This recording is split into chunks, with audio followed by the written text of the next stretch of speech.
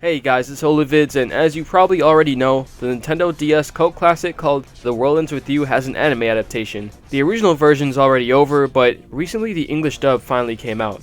Unlike the Japanese version, this cast is a completely different one from the original games. Well, besides Karia, because I guess his voice actor is close to Funimation. But yeah, Funimation's handling this dub, so you might hear some actors that you may have heard in some other shows. For me personally, I've definitely heard Megumi's voice actor, Christopher Wekamp as Mr. Aizawa and Miles Edgeworth from My Hero Academia and Ace Attorney respectively. But in case you were curious about the main people, we got Ben Balmaceda as Neku, Morgan Garrett as Shiki, Danny Chambers as Rhyme, and Van Bar Jr. as Beat. It's really cool how the lead voice actors of this anime and Neo started out as fans and eventually got huge roles in the series they love. Anyway, this will be a review of episode 1. I was originally going to do episodes 1 through 3 to review the whole week all at once, but as I wrote the script I realized I had a ton to say just about the first episode alone, which is the first 3 days in the anime, so let's see how they handled it. So immediately, if you have knowledge of the original game, you'll know that they deleted the very first scene. This is the scene where Neku says that he doesn't get people and that he never will. This is a really good scene because you pretty much get his mindset right from the beginning through his own narration. I'll show it to you just in case you've never played the game.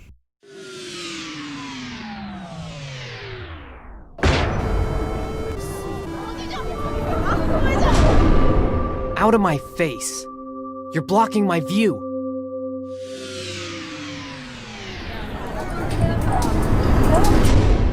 Shut up! Stop talking! Just go the hell away.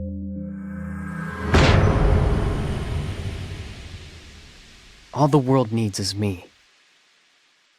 I got my values. So you can keep yours, alright?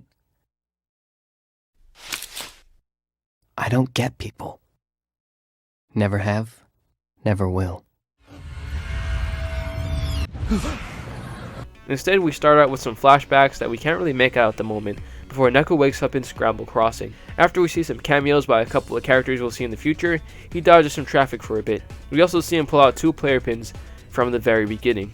Then he starts to hear a bunch of voices, and we later find out this is called scanning. He's pretty much hearing the thoughts of people walking around in Shibuya. And then right after he finishes scanning, we see some poor soul come in and die to these monsters called the Noise. And just when he's about to be taken out, Shiki comes in and pushes him out of the way. After they make a pact, they take out the Noise, and that brings us over to the title. So far, I gotta say, Shiki's voice actor sounds very stressed, but I think it could work considering how they're in a death game. And also, admittedly, Neku will take a little bit of time to get used to. They're probably trying to make an English version of the Japanese cast, which is reasonable and respectable, but of course me being a fan of the actual game makes it a bit harder to instantly accept. Anyway, once they complete their mission, which was to go to a building called 10-4, they're met by 2 people with wings called Reapers.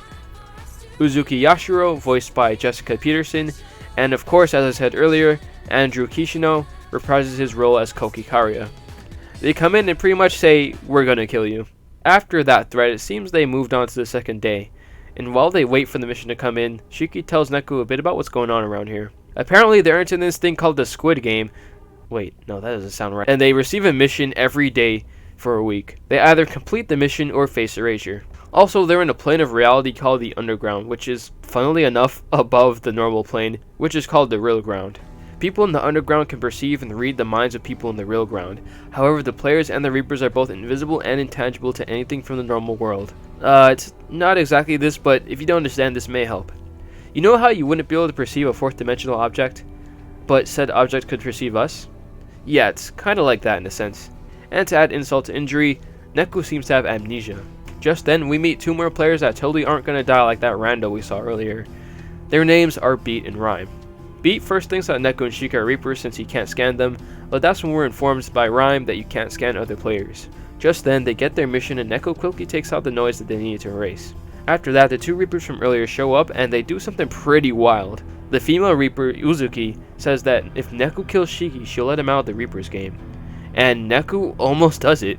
However, it's stopped by an older man who reminds the Reapers that that's against the rules. He tells Neku to trust his partner and that teamwork makes the dream work. Now, before I move on, there's a couple of things here that are pretty odd in this scene. So normally in the game, it's just Uzuki, Neku, and Shiki here. But in the anime, it also includes Karia, Beat, and Rhyme. First of all, I find it kind of weird that Karia's in on this little trick too. Like, Yeah, he's a Reaper, but I can't see him going along with this and being mad when someone tells him that's against the rules. He's a Reaper that's been there far longer than Uzuki, so he's an older and experienced guy, while she's the younger and more point-hungry one. Next, we have the fact that Beat and Rhyme kinda just sit there and watch Neku do this. Sure, Beat can't really fight Uzuki now, but he could at least run up and smack some sense into Neku. The third thing is how Neku does this because he's being controlled by noise in the anime version. In the game, what makes Neku start going through with killing Shiki is when Uzuki lies and says that she's a spy for the Reapers. Neku and possibly the player can believe this because in the game we constantly see her checking her phone at random points, but of course we didn't have as much time with Shiki, so we never really saw that detail in the anime. Let me know if any of you thought that the anime version of that scene was awkward, or if you thought it was fine, or even better than the game version. Anyway, the guy that stopped Uzuki from continuing a little trick is called Mr. Hanakoma, and he's voiced by Brandon Potter. This brings us over to day 3, and their mission is to defeat the master of O-East. Just like the other 2 days, Neku wakes up on Scramble Crossing. Shiki quickly forgives Neku because of the fact that he was brainwashed. Then Neku goes on to say that he also lost all of his memories. I suppose this is here to explain why Neku is the way he is, though I think that it could also lead to his character growth being less meaningful, since it seems more like the Reaper's game is what's making him more of a negative person. On the other hand, this will keep audiences from disliking Neku for too long. You guys let me know how you interpreted that scene. So on their way to O-East, they run into a guy that's being possessed by some noise. The anime actually names this guy, who used to just be the tech in the game. Futoshi is voiced by Drew Breedlove. They quickly make short work of them with a team attack that's called a fusion in the original DS game. Turns out this guy was also headed to O-East, and he seems to work with a guy named 777. 777 is the lead in a band called Death March, which is going to be playing where the mission is supposed to take place. He hands them a key pin, and they head inside the concert hall, only to be attacked by a bunch of bats. This is when Neku tries to go in solo and then fight some noise, but it doesn't work this time and he's overwhelmed by them, causing Shiki to jump in and bail him out. Shortly after, Beat and Rhyme come in and they help him out in the battle. Eventually Neku decides to work with Shiki, and they do their fusion attack once again and follow it up by using their individual psychs to finish the job. And with that, the third mission has been completed, and Neku seems to finally be comfortable with trusting his partner. They then go to the Death March concert, and then after that it reveals that 777 and the others were all Reapers.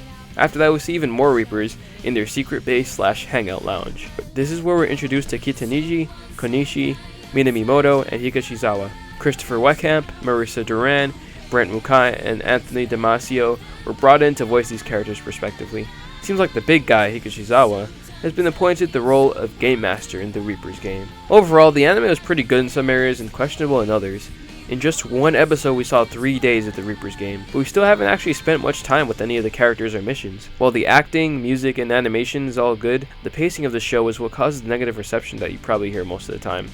And honestly, the game of course handles it better. Luckily, I played the game so I know the full story, so I will press on and see if it gets better or worse later on. Like and subscribe if you want to join me on this quest to review the whole anime series, and potentially other ones in the future. Thank you for watching, and I'll be seeing you guys next time.